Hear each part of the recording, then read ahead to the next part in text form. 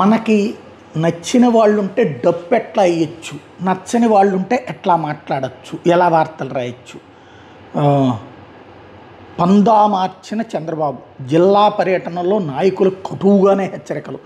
పదవుల పంపిణీలో సామాజిక సమతూకం పాటించకపోతే మందలింపు. ప్రభుత్వ అభివృద్ధి సంక్షేమ కార్యక్రమంలో పాల్గొనని వారికి అక్షంతలు.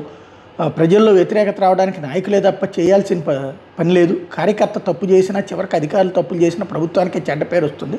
మొదట నాయకులు కార్యకర్తలు మోటివేట్ అయితే అధికారులు నియంత్రించడం పెద్ద కష్టం కాదు. పవిత్ర యజ్ఞానికి ఎవరు విఘ్నం కలిగించినా వదిలిపెట్టను. ఇది చంద్రబాబు గారు. అధికారంలో ఉన్నప్పుడు పాలనా వ్యవహారాలు తలమునకలై పార్టీకి సమయం కేటాయించకపోవడంతో నష్టం జరుగుతుందని గుర్తించిన ముఖ్యమంత్రి చంద్రబాబు ఈసారి పందా మార్చారు. పింఛన్ల పంపిణీ కోసం నియోజకవర్గాలకు వెళ్ళినప్పుడు స్థానిక తెలుగుదేశం పార్టీ నాయకులు కేడర్తో సమావేశం అవుతున్నారు. పరిస్థితులు తెలుసుకుంటూ పార్టీ అండగా ఉంటుందన్న భరోసానిస్తూ వాళ్లలో ఉత్సాహం నింపుతున్నారు. సీఎంఆర్ఎఫ్ చెక్కులను బాధితులకు అందజేయడంతో ఓ జాప్యం చేస్తున్న మరణించిన పార్టీ కార్యకర్తలకు బీమా సొమ్ము చెక్కుల్ని స్వయంగా అందజేయని ఎమ్మెల్యేల విషయంలో ఆయన కఠినంగా ఉంటున్నారు. అట్లాంటి 49 మంది ఎమ్మెల్యేలకు నోటీసులు ఇవ్వాలని పార్టీ కార్యాలయ సిబ్బందిని ఇటీవల ఆదేశించారు.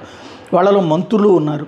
ముఖ్యమంత్రి ఇటీవల కడప జిల్లా కమలాపురం నియోజకవర్గం పార్టీ కేడర్తో సమావేశమయ్యారు. అక్కడ ఒక సామాజిక వర్గానికి చెందిన వాళ్ళు 29% ఉంటే వాళ్ళకి 39% పదవులు ఇవ్వడం, ఎస్సీలోని ఒక వర్గం వారు 11% ఉంటే 8% పదవులే కేటాయించడం, 2-3% జనాభా ఉన్న కొన్ని వర్గాలకు పదవులే దక్కకపోవడం లాంటి అంశాన్ని ఆయన ప్రస్తావించారు.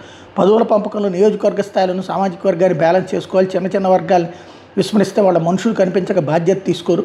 పార్టీ గాలి ఇచ్చినప్పుడు అందరూ ఓట్లేస్తారు. అన్ని వర్గాల వారు అన్ని సందర్భాల్లో పార్టీలో ఉండేలా సోషల్ రీఇంజనీరింగ్ జరగాలని ఆయన స్పష్టం చేశారు.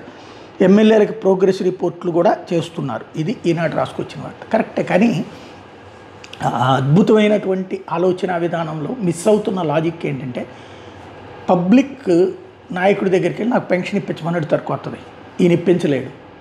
అట్లాగే నాయకుల సంఖ్య పెరుగుతుంది. వాళ్ళు ఏదైనా పని చేసి పెట్టాలంటే డబ్బులు అడుగుతున్నారు. అక్కడ పదవులకు సంబంధించినటువంటి దాంట్లో వచ్చేటప్పటికి అధిష్టానం తీసుకుంటుందని చెప్తున్నారు. బ్యాలెన్స్ ఎక్కడ తప్పుతుంది? ఎమ్మెల్యే పంపించిన లిస్ట్ అంతా ఓకే చేస్తున్నారా? అలా చేసుంటే కనుక ఆ ఎమ్మెల్యే తప్పు చేసినప్పుడు ఏమి యాక్షన్ తీసుకున్నారు? ఈనాడులో యాక్షన్ తీసుకుంటారు, జ్యోతిలో యాక్షన్ తీసుకుంటారు. కఠినంగా స్పందించారు అన్నటువంటి ఎక్కడ నడుస్తుంది? ఇంకొకటి, అప్పుడు నోటి మాటల్లో తప్పు చెప్పకూడదు. లిక్కర్ షాపులు పోనీనాయా, బెల్ట్ షాపులు ఉండనీనాయా, వాళ్ళు ఏదో బతుకుతారు. లేకపోతే ఇసుక తవ్వుకొనినాయా, వాళ్ళు ఏదో బతుకుతారు. మైనింగ్ తవ్వుకొనినాయా, వాళ్ళు ఏదో బతుకుతారని చెప్పాలి.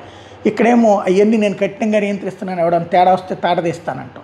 కొలికిపూళ్ళు అంటూ అవన్నీ చూపెడితే అతన్నే కఠినంగా వ్యవహరించడం, వార్నింగ్లు ఇవ్వడం. ఎక్కడ కరెక్ట్ అవుతుంది ఇది?